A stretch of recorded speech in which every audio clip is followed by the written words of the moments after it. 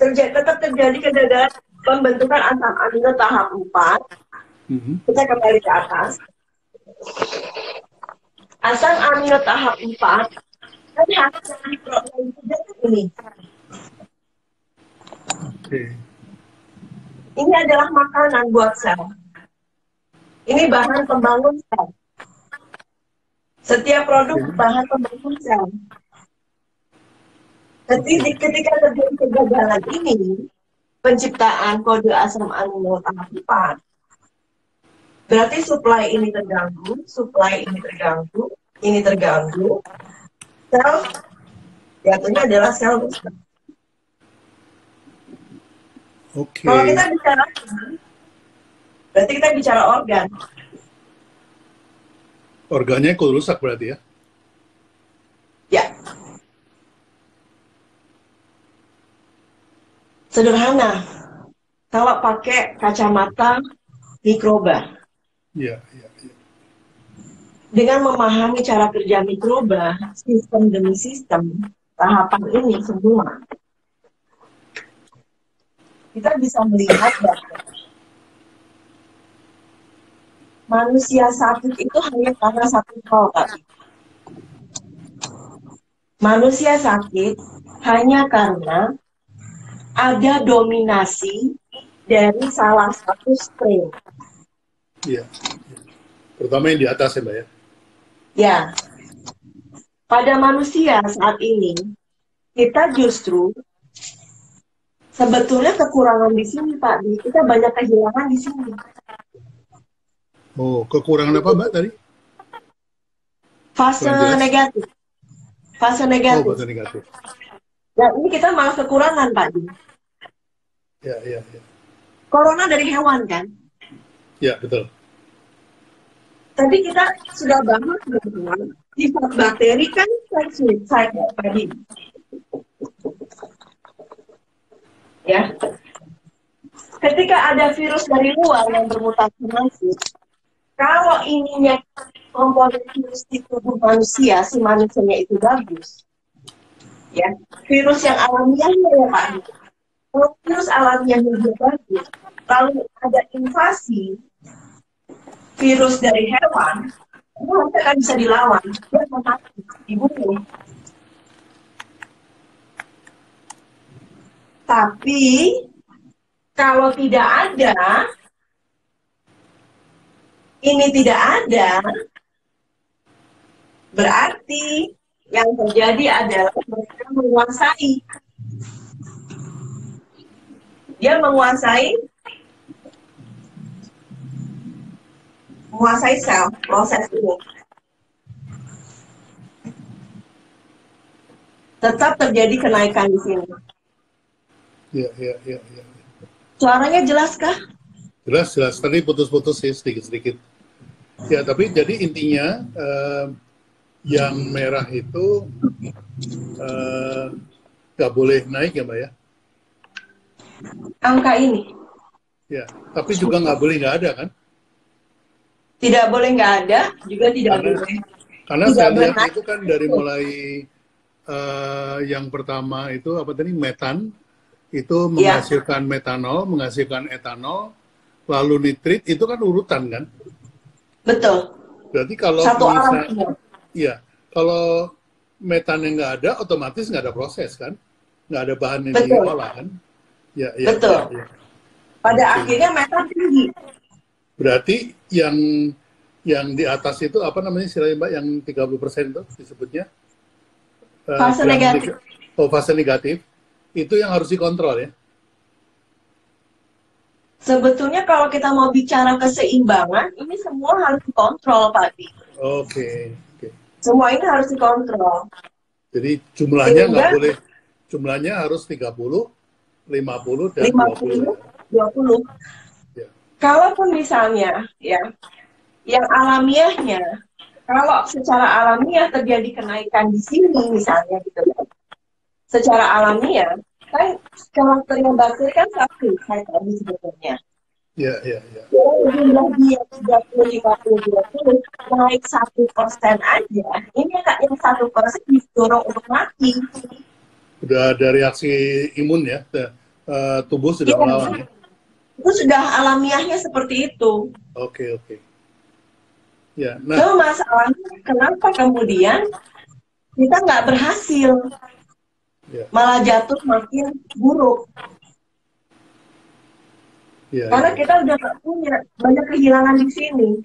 Oke, begini Mbak Heni, ini menarik, cuman karena waktunya di IKI dibatasi 1 jam, ini sudah setengah jam di tempatnya Bu Heni, mungkin kita masuk ke, ini teori dasarnya kan ya, kita masuk ke bagaimana probiotik itu bisa mengendalikan keseimbangan itu.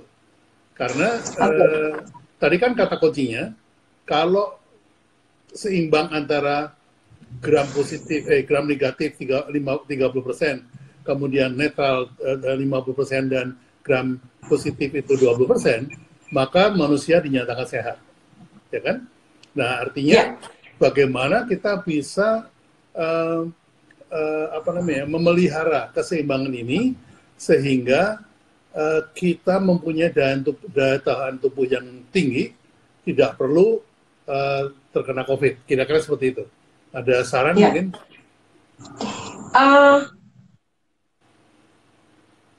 Saat ini begitu banyak Pak Bi, riset-riset yang dilakukan, dan saat ini justru yang banyak bersuara mengenai mikroba adalah para peneliti mikroba, bukan dari dunia kami. Dokter itu justru kurang memahami sebetulnya. Mereka paling sekal untuk bicara masalah ini, dan memang pada akhirnya kita menggunakan produk probiotik. Karena kalau kita kayak misalnya ya ternak bakteri ya Pak. Ternak bakteri yang kita lakukan secara alamiah, misalnya seperti tempe, kimchi, dan sebagainya, itu ternyata tidak mampu menembus asam lambung. Tidak mampu. Mati, Pak Bi. Oke. Karena tinggi sekali ini kan. Sehingga akhirnya beberapa banyak ilmuwan bakteri itu menciptakan produk-produk probiotik dengan karakter bakterinya dirubah lebih kuat, dan memang karakter yang merusak itu ditekan. Nah, masalahnya adalah kita harus hati-hati ketika menggunakan produk probiotik yang tunggal jenis bakterinya. Kalau tunggal, kembali ke teori dominasi salah satu strain, dimanapun dia berada, itu pada akhirnya lama-kelamaan akan membuat si manusia itu jatuh sakit. Sehingga yang kita cari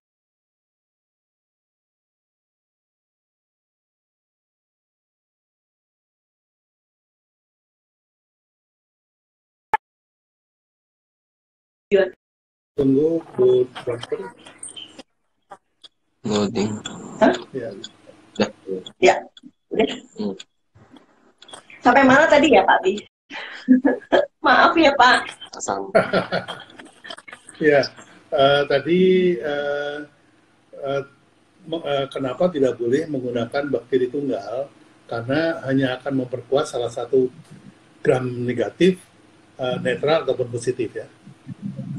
Iya, gini, ketika kita menggunakan produk probiotik dengan tunggal strain-nya, dominasi strain akan menyebabkan kita sakit. Entah kapan kita akan sakit. Sehingga yang paling tepat adalah memilih produk probiotik dengan mengandung secara garis besar 2 makhluk ini. Patogen dan probiotik. Ya, ketika kita menghadapi COVID misalnya ya. COVID kan virus tadi. Cari produk probiotik yang tinggi patogen sebetulnya. Sehingga virus dari virus dengan virus, dia akan bertempur. Oke. Mereka bertempur sendiri. Dan Oke. virus yang COVID itu akan didorong untuk bunuh diri. Oke. Ya kembali ke karakternya ya. Ya, karena dia kan mutasi. Kalau pada kasus corona ini kan dia bukan di manusia. Iya. Dia harus dibunuh. Kamu nggak di sini tempatnya. Oke. Satu-satunya jalan adalah bunuh dia. Tapi kita menggunakan sebetulnya kalau dari sistem ini, bicara sistem ini, yang paling logis ya, logis dalam kacamata kerja mikroba, ya kita menggunakan virus lagi. Virus lawan virus. Sebentar. Kurang bagus. Apa suaranya pecah-pecah kah?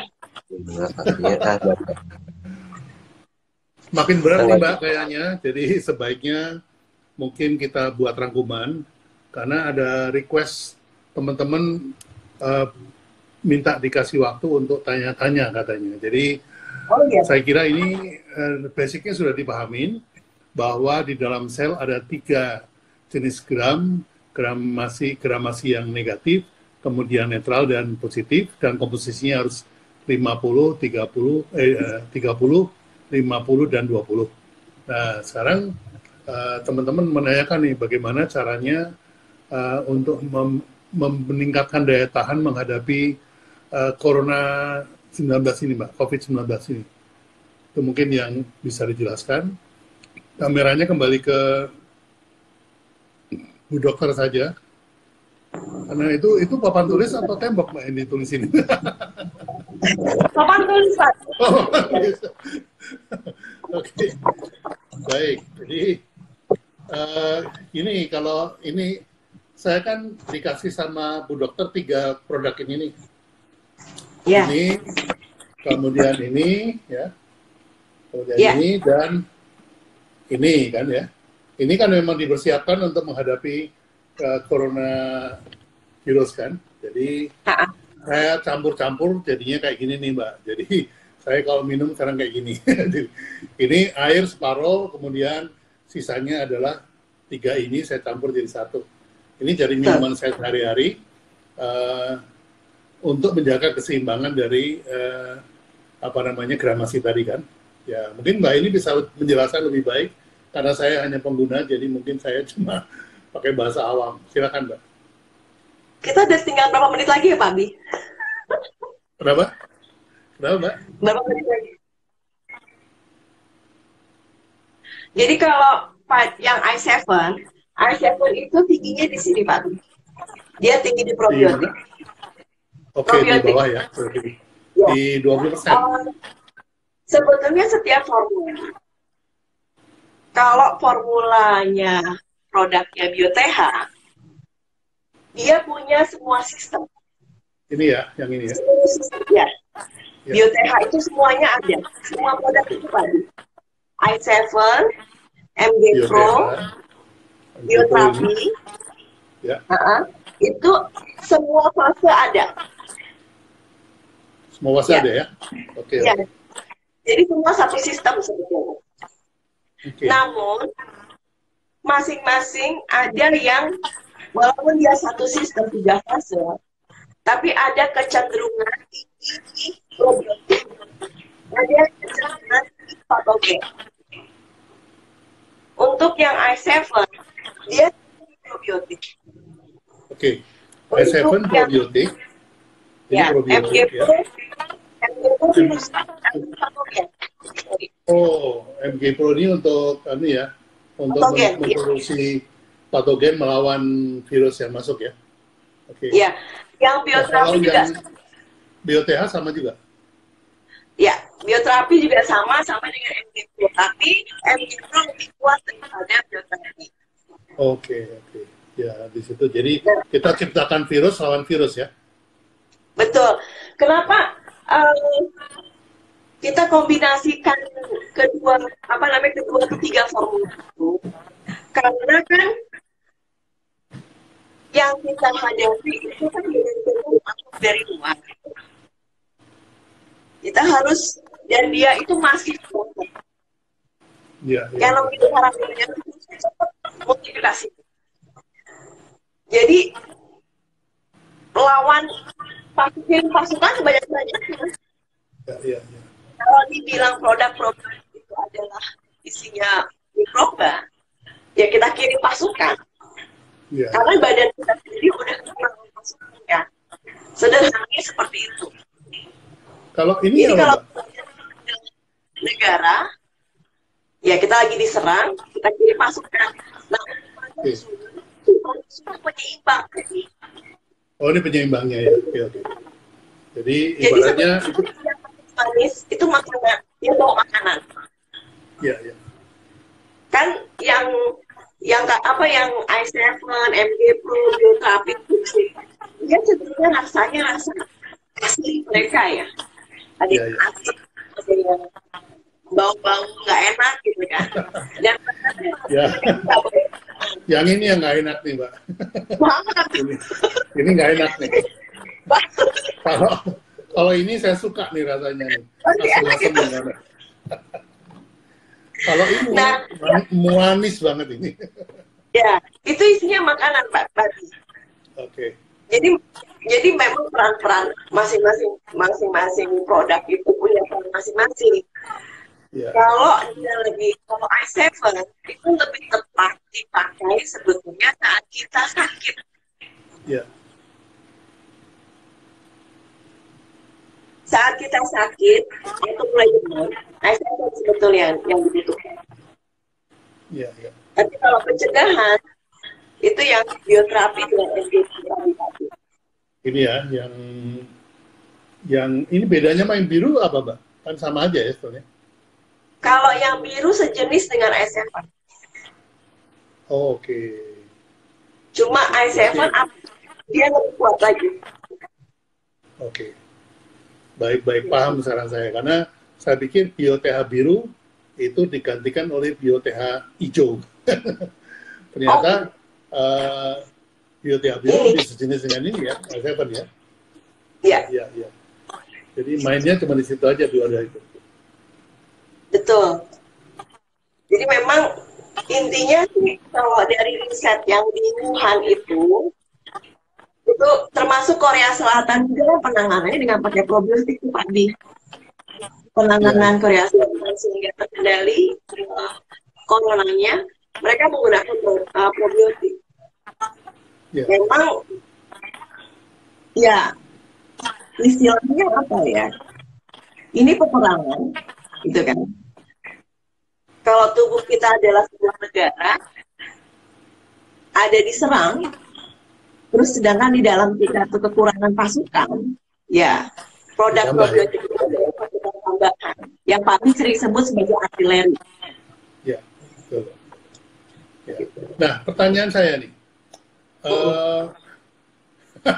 ini Bu Naja nanya, saya kayak Pak Bi minumnya nyeruput sendiri. Ya, baik. Jadi ini kita kasih kesempatan teman-teman untuk nanya ya.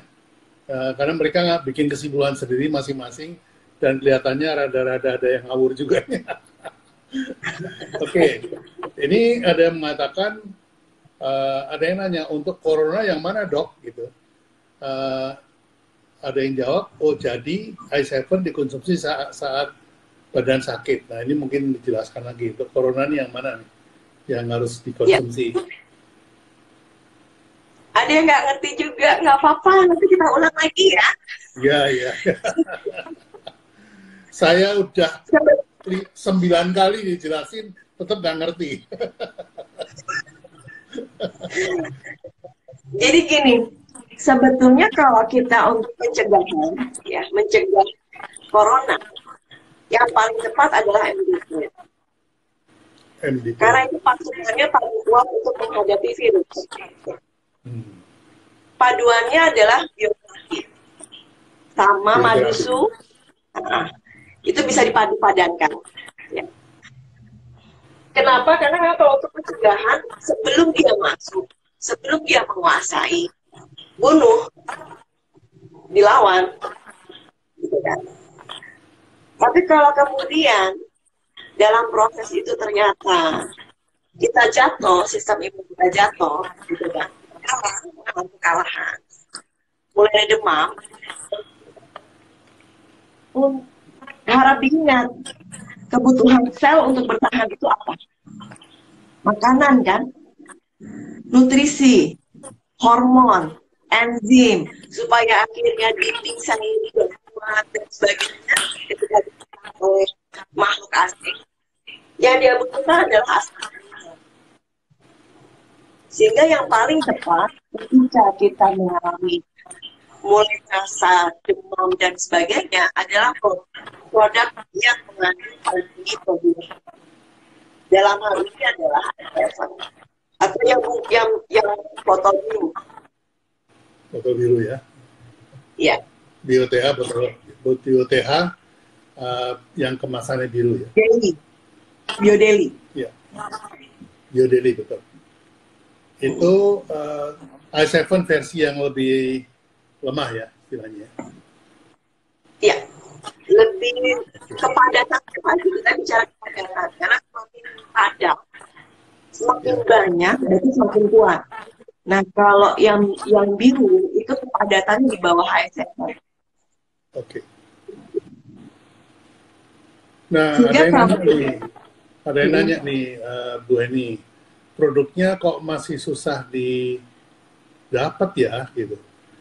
Nah, ini mungkin juga dijelaskan kemana untuk mendapatkannya ini. Kalau teman-teman alumni bisa kontak saya karena kami menyediakan buat teman-teman alumni BBB. Udah tahu lah sama Pak Kasim mereka. Udah tahu kalau Pak Kasim. Ya. Iya, produk memang masih sebetulnya produk itu ada ya, tapi karena produksinya terbatas. Satu formula itu makan waktu 3 bulan, 3 sampai bahkan ada yang 12 bulan. Madusu yang Pak Bibi pegang 12 bulan. Ini 12 bulan nih kalau salah ya. Ya. Itu 12 bulan, bioterapi 12 bulan. Bioterapi 12 bulan juga. Wow, berarti harus nyetok nih saya ini. Nah, karena produksinya, karena apalagi dengan modal seperti ini, kayak kemarin tiba-tiba kita tidak bisa menambah produksi karena tidak menemukan gentong yang dipakai yang aman untuk produksi. Itu kita nggak sehingga kita nggak bisa nambah jumlah produksi pada akhirnya. Sedangkan permintaan meningkat gitu kan. Dan alhamdulillah sampai hari ini sudah banyak teman-teman yang terdiagnosa positif corona itu melaporkan hasil swab yang ketiganya negatif. Swab 1 positif. Swab 2, 3 negatif. Itu dia pakai kombinasi MG Pro dan i7 dan dikombinasikan dengan obat-obatan yang ada di rumah sakit. Kita senang banget karena kan ya kalau memang bisa membantu menyelamatkan, kenapa tidak gitu. Kenapa kita harus, maksud saya, menampik memanfaatkan produk probiotik sedangkan nggak ada solusi yang lebih menenangkan gitu ya Pak Dia gitu kan. Nah, alhamdulillah nih sampai hari ini kita terima kabar-kabar yang membahagiakan. Swab pertama positif, swab kedua, ketiga negatif. Kita senang banget.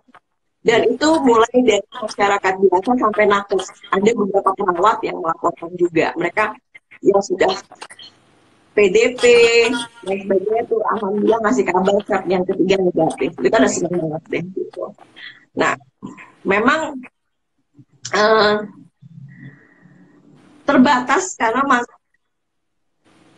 memang produksinya yang terbatas sehingga hanya orang-orang tertentu dari mulut ke mulut, agen-agen khusus. Salah satunya kan di rumah UKM. Jadi teman-teman juga bisa ke rumah UKM, bahkan belum tentu langsung bisa dapat. Jadi PO dulu kayak PO gitu kan. Karena MG Pro udah kosong. MG Pro udah kosong Pak Di. Baru ada lagi awal Mei. Awal Mei, waduh. Awal Mei. Oke. Waktu paling tepat konsumsi probiotik ya, bukan probiotik baiknya sebetulnya anytime ya. Yang penting kalau kamu newbie, orang baru mengkonsumsi, baiknya setelah makan. Tapi kalau sudah lama kayak saya kapan aja perut kosong nggak masalah gitu. Ya, teman-teman, karena waktunya sudah lewat dari 1 jam, Pak Bi juga nggak bergabung kan ya. Aku pamit dulu ya. Sampai ketemu lagi insya Allah. Dan kita ngobrol lagi, diskusi lagi. Terima kasih banget. Juga terima kasih buat Pak Subiakto yang sudah memberikan waktunya dengan saya. Dan saya mohon maaf sekali kalau tadi suaranya kurang jelas. Mungkin karena partneran ya, kalau dua kayaknya agak susah. Ini ada pertanyaan lagi. Baru dikasih MDS sama Elpro sudah mencret. Oh berarti kalau dia mencret berarti sedang mengeluarkan toksin. Ingat, ini kan tinggi ya, metan ini kan toksik nih. Ini tinggi di kolon nih biasanya nih, di usus 12 jari tinggi. Jadi proses detoksnya adalah bisa lewat antara urin atau enggak tinja, jadi dia diare atau dia muntah. Yaitu salah satu proses detoks. Lanjutkan, karena kalau nggak dilanjutkan si bakteri yang merusak makin kuat nanti dia. Dilanjutkan biar ditekan dan akhirnya didorong untuk self suicide. Bakteri-bakteri yang nakal-nakal itu ya, yang mutasi-mutasi itu dia didorong untuk self suicide. Terima kasih ya teman-teman untuk waktunya. See you again. Dan saya biasanya live tiap Sabtu dan hari Minggu jam 4 sore. Kita sharing. Insya Allah minggu depan Sabtu aku mau sharing soal saraf kejepit. Ya, bagaimana sih penanganan saraf kejepit? Apakah kita membutuhkan tindakan-tindakan, ataukah kita bisa memanfaatkan produk probiotik? Seperti apa caranya kita bahas nanti di hari Sabtu jam 4 sore. Oke? Terima kasih ya semuanya. Thank you banget. Sehat selalu, please sehat selalu. Keep safe, stay at home, and drink your probiotic. Walaupun ada yang mengatakan probiotik nggak bekerja, terserah. Paling tidak kita optimalkan ikhtiar daripada nggak sama sekali. Oke? Thank you so much. Assalamualaikum warahmatullahi wabarakatuh. Selamat malam.